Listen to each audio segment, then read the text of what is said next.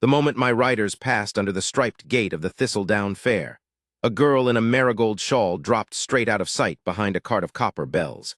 And I knew, with a certainty that had nothing to do with reason, that I had just found the one person in 3 packed towns who did not want to be found by me. I reined my horse and watched the space where she had been. A ribbon still swung from the cart's edge, betraying her. My wolf lifted its head inside me and said very quietly there. "My king," said Beorn, my war captain, drawing up beside me, "is something wrong?" "No," I said, "something is finally right. Wait here." I dismounted.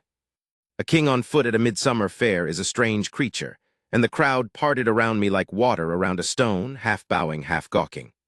I walked the long way, past the honey cellars and the wheel of painted horses, so that she would not see me coming.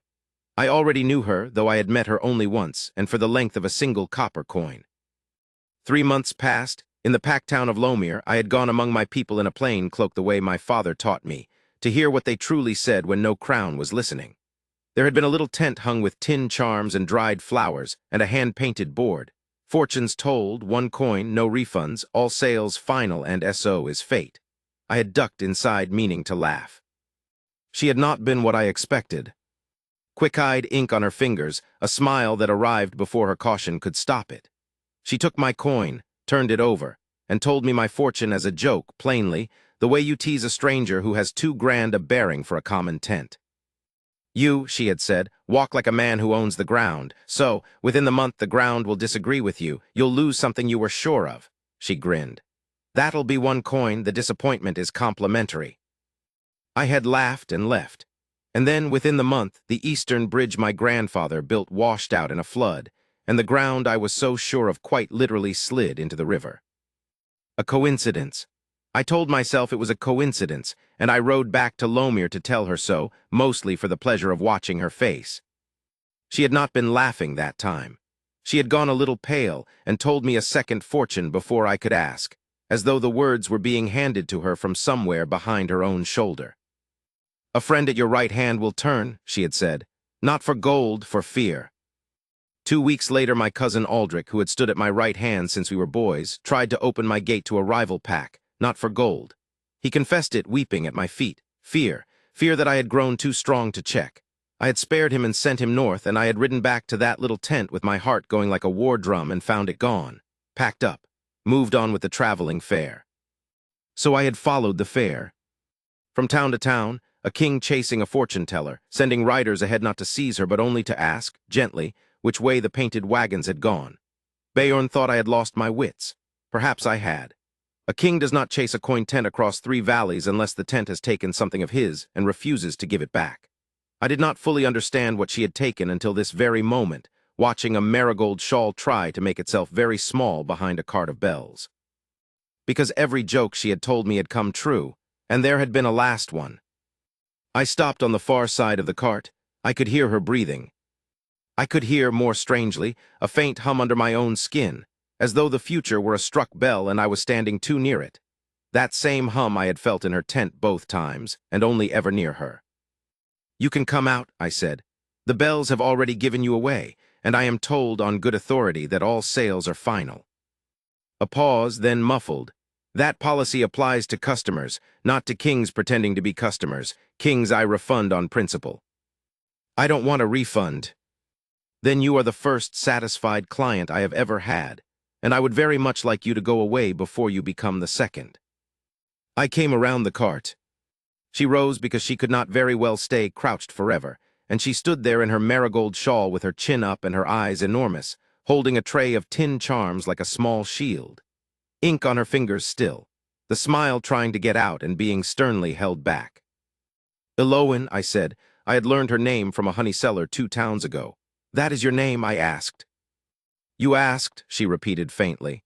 "A king asked after me. Do you know what that does to a woman's rent? My landlord will triple it."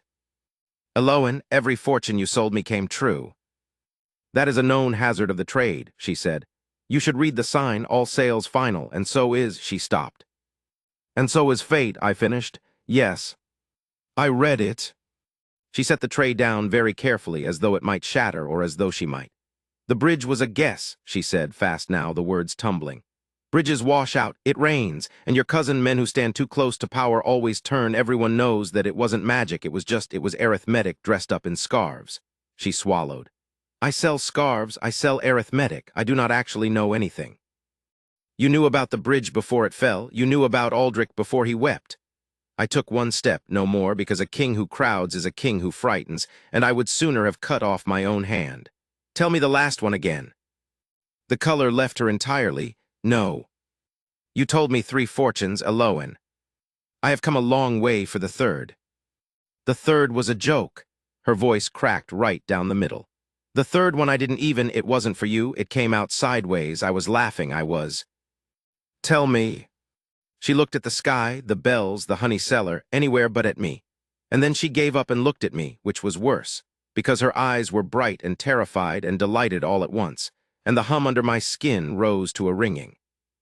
I said, she whispered, and you, my lord who owns the ground, the last thing you'll lose is your heart, and you won't even want it back, and you'll find it in the last place you'd think to look.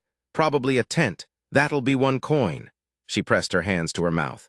I was joking. I only said the tent part because you were standing in a tent, and it was funny. It was funny, I agreed. It was 3 coppers worth of funny at most. And then it came true, I said, like all the others, because none of them were ever jokes, Eloan. Something was speaking through you. The oldest thing our people have, the bond between a wolf and the one he was made for, it hummed under your skin because it was reaching for me through you. You weren't reading my fortune. I let myself smile at last, the way I had wanted to since Lomir. You were reading ours. You are my fated mate. You have been since the coin. The whole fair seemed to hold its breath. Somewhere a child laughed. The bells swung. That, said Eloan, in the tiny voice of a woman watching her own worst joke stand up and walk, is the most expensive coin I have ever taken in my life. And then, because she was who she was, she narrowed her eyes and lifted her chin and made one last stand. Prove it. You say the bonds spoke through me.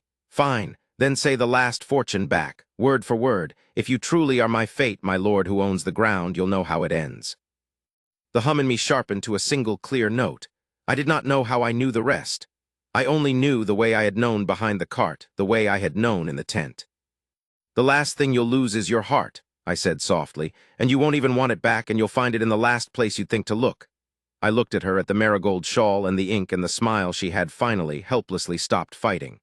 A tent. That'll be 1 coin, and the disappointment, I added, is complimentary except there isn't going to be any. She made a sound that was half a sob and entirely a laugh and pressed both ink-stained hands over her face, and I heard her say, muffled, it came true. My stupid joke came true. I'm going to have to change the sign. To what? She lowered her hands. Her eyes were wet and shining and absolutely alight with mischief. And I understood that I would spend the rest of my life being teased by the finest fortune-teller in 3-pack towns, and that this was the ground I now owned, and I would never want to disagree with it again. Fortunes told, she recited, 1 coin, no refunds, all sales final, and so is fate apply within to the Alpha King, who is, I regret to inform you, already spoken for. She tilted her head. Too long for a board. We'll use a bigger board. That will cost more than 1 coin. I own the ground the timber grows on, I reminded her. She laughed, properly this time, and stepped out from behind her cart of bells and into the bright, warm noise of the fair beside me, close enough that the hum between us settled at last into something steady and low, like a heart that had finally found the beat it was meant to keep.